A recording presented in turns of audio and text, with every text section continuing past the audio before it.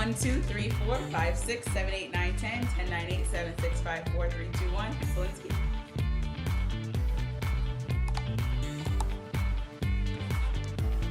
Oh no, the mic is, I can plug it in again. Here.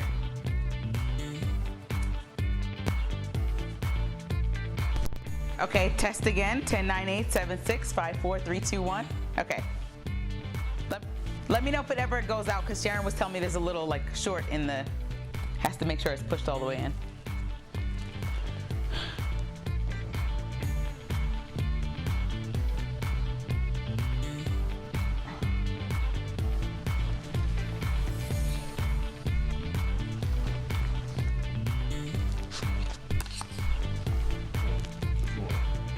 We're talking about, I'm seeing what we're talking about.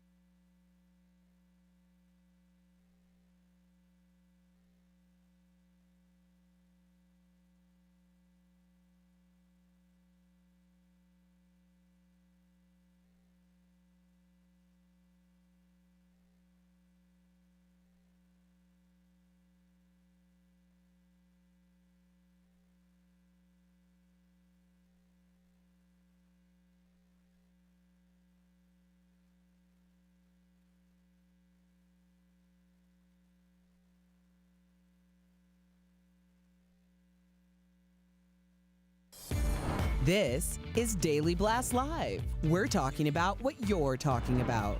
Real, honest, entertaining, live. DBL starts right now. Welcome to DBL. It is Wednesday, April 1st. Happy April. Happy April. Happy Done April. with March. Done with March. Sorry, March. This was not your best March. This was a bad month for you, or year for you. Al and I are here in the studio. I'm wearing what you would call as mustard. Stadium mustard. Stadium mustard, because it's Dodger Dog Sunday. Yes. Our fellow co-host Brandon London is at home, and we miss him terribly, but we do have a surprise for you. You ready? Our other co-host, Lindsay Granger, is joining us live. Yes. Lindsay, we have missed you. Tell us all about your quarantine. Hi guys, I missed you. I've been bored out of my mind trying to figure out what to do. Sorry, my dog just hit my camera. He's getting out of here now. Hi, Jiggly. But I've been playing with my dog. I've been playing with my dog a lot. I have tried about every TikTok dance. Colin did not participate, but one thing that he did do is start teaching me how to cook, which I'm so happy about because, as you guys know, I'm not the best cook in the world. But you're a fine that's cook. What I've been doing. What have you guys been up to? I made a risotto.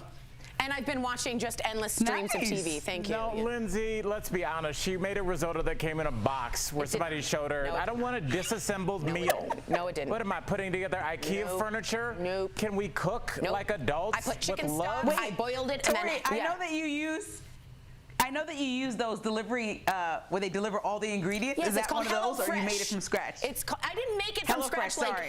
I didn't get a rice patty and find the rice and grow it, but I did have arborio rice, and I would do half a cup of stock and stir and stir and stir. Half a cup, stir and stir. Balsamic vinegar, tomatoes, a little zucchini. It's called Parmesan. cooking without passion. I remember asking my Aunt Valerie, shout out to Cleveland, shout out to Aunt Valerie. I was like, why do your chicken wings taste so good? And you know what she told me? She takes every piece and seasons it with her fingers. That means every bite you take out of that is unique from all the other pieces. Everybody else's. Somebody touched that with their hands because they love you. Start cooking with passion. Touch your food. Be involved with your food. Work on cooking. Wow. Cool. I didn't hear anything he said. It was just wah, wah, wah. Lindsay, let's get started with a look at some of the headlines, all right, shall we? The country is at war with the coronavirus, and the president painted a very grim picture yesterday, warning Americans of tougher days ahead, saying, quote, this is going to be a very painful very painful 2 weeks. And look at this scene inside one hard-hit New York City hospital. They are now lining the halls with patients because all of their beds are full. One doctor there described it as a medical war zone. Now, there is good news. That's what you're here for, the mustard. Yes. Some cheerful news is all this. Washington State and California, which, if you all remember, were originally the epicenters of the virus in America, they have been able to flatten their curves so much so, all because of their extremely aggressive efforts at social distancing, which can give us some hope. You really should see it. It's like New York's up here and they're way down there. Meantime, the 2020 Wimbledon Championship has been officially canceled. This is the first time since World War II that it's been called off. And today, So can I say that I won it? No, you can't say you won it. It didn't happen. Yeah, I know. So no one else won. Why can't I win? That's not how winning works. Send me the tray. Send me the Wimbledon You don't even know the tray. award. He doesn't know the award. Lindsay, please say something. Come on, Al. Come on now, Al. I thought you were going to be on your best behavior. We haven't been there. I thought you were going to be on your best behavior. Oh, no. Give me the tray. Give me the plate. All right. Today, of course, I want to hear Lindsay's take on this. It's April 1st, which for most of us means rent and mortgages are due. But with millions of Americans out of work right now, especially for those living paycheck to paycheck, and we know a lot of you are, we mean it, many are struggling with how to come up with money to cover all of their bills. Well, some tenants are vowing to go on a rent strike until the pandemic subsides, hanging signs and posters encouraging others to join in. Lindsay, I want to get your take on this really quickly because I know that Cheesecake Factory can't pay their rent. So are we all just following the Cheesecake Factory? Well, I think there needs to be some kind of federal understanding because I know President Trump did say in a press conference, we are working on deciding what we're going to do federally with rent and things, but nothing has been set in stone. But even me, like I asked my building, I think they shut off amenities and the front desk, meaning I can't get packages unless they're ordered basically through Amazon Locker about 2 weeks ago. So I said, what is the protocol now that we haven't been using any amenities for 2 weeks? And they said, we have to wait for guidance from above. So what does that mean? Today's April 1st. Like, should we be paying rent? Should we wait? Is there going to be a law passed? And it seems like every single day there's something new coming down from either local governments or federal governments. So I think that it would behoove everybody to just give people at least a couple of weeks to pay this when maybe that stimulus check comes. I totally agree. I'm just going to say this. I don't know if I believe that the Cheesecake Factory should be felt sorry for not being able to pay their rent. It's their menu. Their menu is huge. I'm reading it at night, going through chapter by chapter. Cut your menu down, Cheesecake Factory, and this will not be a problem. It is a Dostoevsky type of journal. It is War and Peace at dinner. It's a long time to get there. Listen, I'm easy to please. I really like Cheesecake Factory menu, so excuse me, Al. All right, we also have to get this take. It's April Fool's Day. But with all the news about the pandemic, many are wondering if a day meant for jokes and pranks is actually appropriate at this time, or maybe we actually could use some laughs more than ever today. So we want to know what you think. Lindsay, I'm going to start with you. Do you think that April Fool's Day should be canceled? I'm like somebody who loves to laugh and have fun, but really, I just think like read the room. Like ain't nobody celebrating April Fool's Day today. You know, you have to just read the room. It's not the time or the place. And like really, who are you gonna play a prank on? The person in your house with you, like your spouse or your partner, your boyfriend, girlfriend, like your dad. They're gonna get annoyed with you because everybody's at a high temperature, right? So if Colin, my boyfriend, does one thing that is out of line or like a normal thing, I'm more on edge than ever right now. So I just think it's not the time. It's like allergies. Someone had a meme. Read the room, allergies. We don't need you this year. Before we go to break, we do want to leave you with some videos that might make you smile. Like this one, New York residents are gathering every night at 7 p.m. at their windows, balconies, even their rooftops. They are clapping and cheering for healthcare workers and first responders who are on the front lines. I love this. With all the self-isolation and quarantine, this is a moment of solidarity that is literally bringing this city together. We love that. That's what you need more of. And finally, Curb Your Enthusiasm star Larry David is out with a PSA, excuse me, of his own, asking everyone to please stay on their couches and don't go outside. It's a hoot. Take a look. You're passing up a fantastic opportunity, a once-in-a-lifetime opportunity to stay in the house, sit on the couch and watch TV. I mean, I don't know how you're passing that up. Well, maybe because you're not that bright. You know, if you've seen my show, nothing good ever happens going out of the house. You know that. There's just trouble out there. At the very end, Lindsay, he just goes like this. Okay, I'm done. Okay. I really do like this. Human beings are so strange. Everybody you talk to, whether they love their job, whether they hate their job, or it's somewhere in the middle with most people, everybody's like, oh, I can't wait till the weekend. I just throw my sweats on, have a drink, and binge watch a Netflix show. It's now a law that you have to do that, and people won't do it. I don't get it. I'm all for it. Can they make a law that I need to get a massage every day, Lindsay? I was the person that was like, oh my God, I can't wait to get that massage. Like, our boss gave us a massage for Christmas. I was the one who went, and now I don't want to do any of that. I just want to go outside. I think everybody has a big reality check with this, and we're all going to enjoy life much more. This summer is about to be lit if we even out by summer. Summer's about to be lit. I sound awesome saying that. Thank you so much, Linz. Love you, girl. Come on DBL. We'll see you soon. We're answering more of your coronavirus questions. Our medical expert, Dr. Payal Kohli, is back with vital information for your everyday lives. She's also got a silver lining. And later, a nurse gives her heartfelt plea to stay inside. We're talking to her about why it's so important. That's coming up next.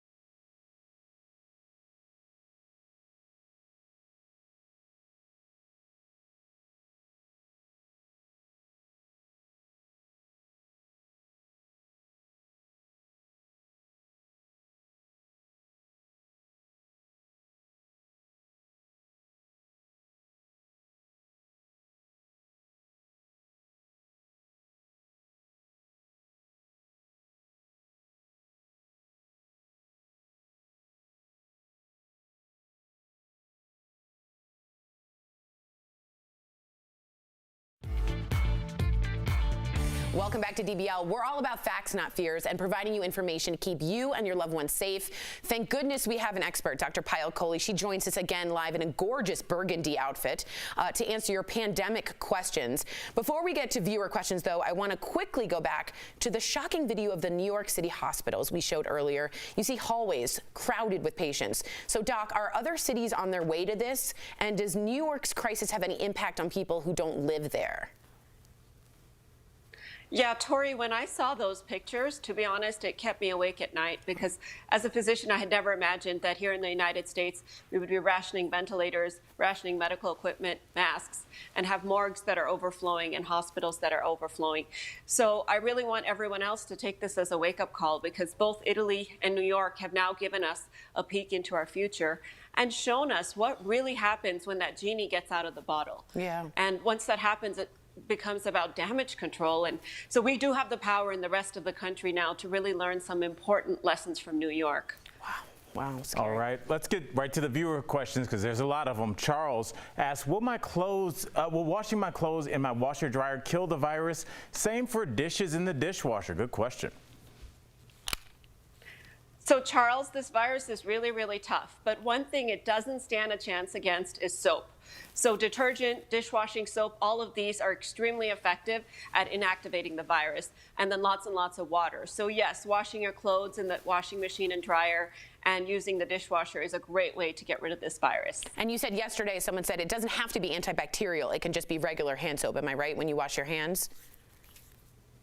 Yeah, absolutely right. In fact, the antibacterial component works against bacteria, not viruses, so that you can use bar soap, you can use foam soap, gel soap, anything you want. I use the stuff that smells nice from Bath and Body Works. I'm sure she has like the best smelling like strawberry one. Trisha says she is practicing social distancing and shelter in place, but she sees her neighbor go on daily runs to Starbucks and grocery stores. Will the shelter in place order still work if people are then going out on these short little trips?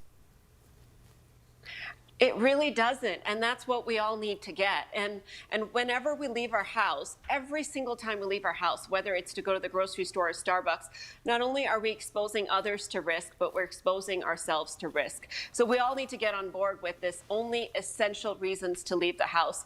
And some of those grim projections that we saw yesterday with over 100,000 American lives lost and running out of resources by the middle of April. If this doesn't start working now, the next step will be the government telling us that we can't leave our house at all. Yeah. So you guys, we really need to get on board with this and try to really respect the rules. And if you see somebody else breaking the rules, I would call them out on it. Yeah. Because it's not just them that they're putting at risk, it's you, you know? Public shaming works. Yes, definitely. Our final viewer question comes from Ashley. This is a good one. She says she's recovering from symptoms similar to COVID-19, but was denied a test. Will she be able to find out if she had it once more testing becomes available? So Ashley, the test that they're currently doing is a nasal swab where they put a swab in your nose and then check for viral particles. That test only really becomes positive during your active infection. But there is another test, a blood test that's available that looks for antibodies against the virus or your immune response. So once you get better and that test becomes available, we expect it'll be available soon, they could check that and see if you had been infected with this virus in the past. In fact, that would be an important piece of information for us because one of the treatments that we're trying are using antibodies from people that have recovered and injecting them into people who are sick. Yeah, antibodies are like the thing we need most information about, as if I've been reading the doctors right. Before we go, we do want to leave you some good news. The doctors, silver lining. Silver linings, yo. Okay, today you want to talk about how... Oh, the sound today was different. Yeah. I'm going to do a different one every day. Oh, okay. People were used to yes, Lord. All right. We want to talk about how the pandemic is leading to innovation. Innovation. Tell us more, Doc. I want to hear this. Yeah, so I mean, the pandemic has really accelerated technological innovation beyond what we could have imagined. And it's all the sectors that are affected, whether it's medicine or education or business. And so we're finding ways to unite people and have them communicate that are much more cost effective, that are much quicker, much easier, and allow many more people to have access. And this type of innovation normally would have taken weeks, months, years to happen, and now we've done it within a matter of days. And this is the legacy, once this virus is over, that we're going to be left with, is all the technological advances that we've created with all these different sectors. Oh, man, that's a good thing to hear. And it means like our brains, the brainier, the nerdier, we need you now. You are the winners. Thank you, Dr. Coley. We really appreciate it. You return tomorrow. If you do have a question about coronavirus you want answered, write in to us on social media. You can also email info@dailyblastlive.com. And like we always say, we aren't panicking. No panic. Just prevention, precautions, make sure we're listening and staying in. Even little trips to Starbucks really aren't that essential. As she was saying, thank you again, Dr. Coley. We will be right back. Get some Folgers.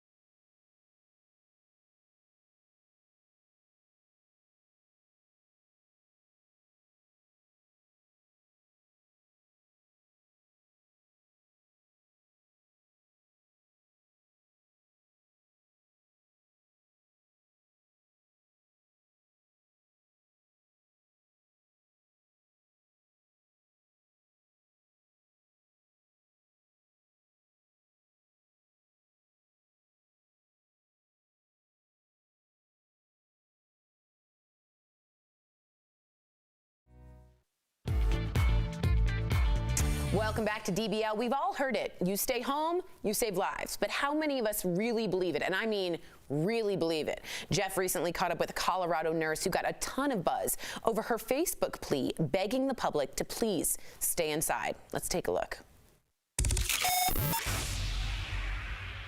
Nicole McCloy, thank you so much for joining DBL today. Now, recently you posted on Facebook, in your words, not mine, Nicole, that you had to choke on a huge piece of humble pie. Tell our viewers what you meant by that. So, Jeff, about a month ago, my friends at work and I were just sitting around laughing about how ridiculous everybody was going over toilet paper in the grocery store and how this thing was just blown out of control by the media and there was no way it was as bad as they were making it. And then about a week after that, things just kind of started changing. We started seeing stories coming out of Italy from healthcare workers there. And about a week later, we started seeing our feeds on Facebook just blow up with stories from friends and coworkers across the country. And it really started to get real for us here in Colorado. So what was that specific moment that changed your opinion on the virus? You know, I can't go into the exact details for privacy issues, but okay. I can just tell you that it's here in Colorado and it's real. It's happening in your neighborhood, you know, community hospitals, and it's something that we really need to take seriously. Well, listen, me personally, I appreciate your honesty, but what type of feedback are you getting from your posts? A night after work when things kind of got real for me, and I was kind of crying and doing the whole thing before I got home, decompressing. And I started thinking about, you know, what can I do? Because I can help. I can be in the hospital and I can help people.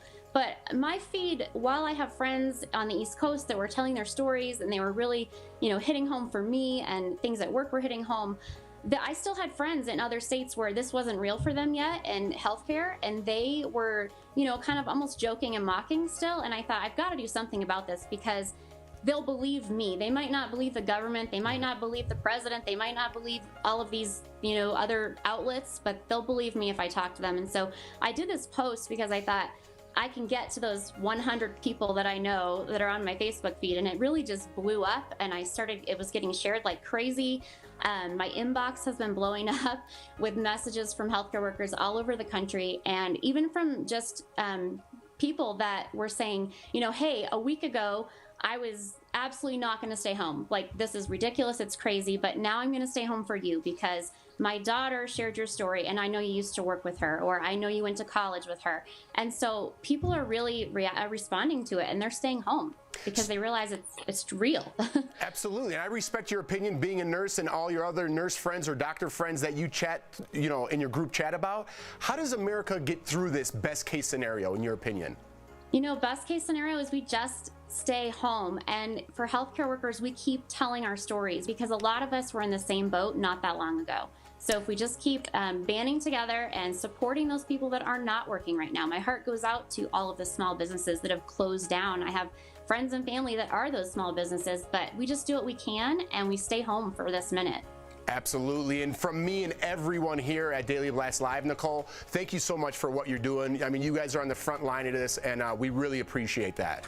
Of course, it's our pleasure. And I hope DBL Nation listened to the words that you spoke. Thank you for joining us today. We'll be right back, everybody.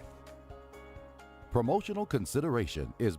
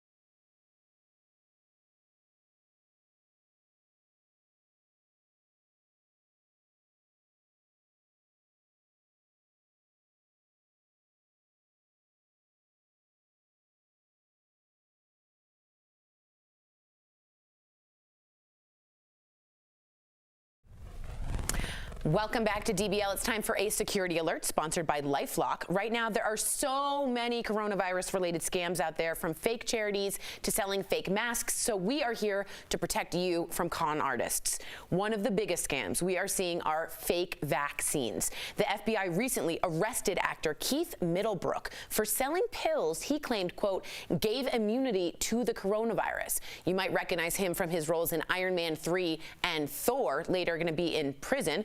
He developed a patent-pending cure and even claimed Magic Johnson joined his company. The actor posted this video on YouTube, which quickly garnered over 2 million views. The only problem is, it was all a scam. The video has been removed, and Middlebrook is now facing up to 20 years. So he's been removed too. Prison. He has also been canceled, yes. Remember, never give out your personal information or pay someone you do not know, especially in these times. Be sure y'all do your research, confirm your facts with information from the CDC. And of course, to protect yourself from fraud, call LifeLock at 1-800-495-8730. Scammers are preying on fear and vulnerability, and that is in high supply right now. Right, and recognition. I mean, there are people have been watching on YouTube for 10 years, and their opinion means something, but it's just their opinion. And we all have to remember, the reason we're talking to Dr. Coley and not your husband or our producers is because there are only a few people that know what's really going on. Whether you know this person from your favorite show, doesn't matter. They don't know what they're talking about. Talk to doctors. Trust scientists and doctors, that's right. Reminder, we're always on Facebook and YouTube. We'll see you same time, same place tomorrow. Mustard!